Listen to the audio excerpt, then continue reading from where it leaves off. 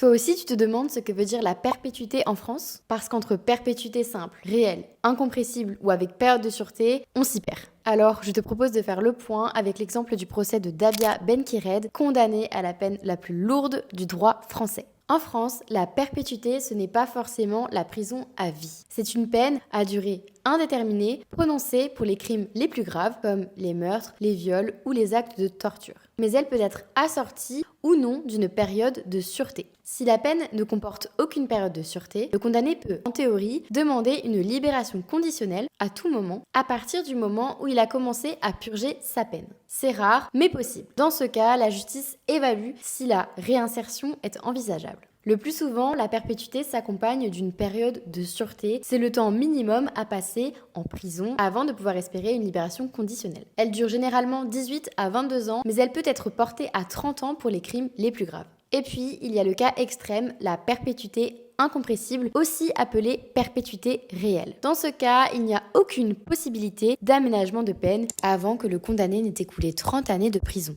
Après 30 ans, la personne peut demander sa libération, mais celle-ci ne sera accordée que si plusieurs conditions sont réunies. Sauf si le président de la République accorde une grâce exceptionnelle. Toutefois, un réexamen de sa situation est toujours possible, ce qui rend cette peine compatible avec la Convention européenne des droits de l'homme. Cette peine n'existe que depuis 1994 et n'a été prononcée qu'une dizaine de fois en 30 ans.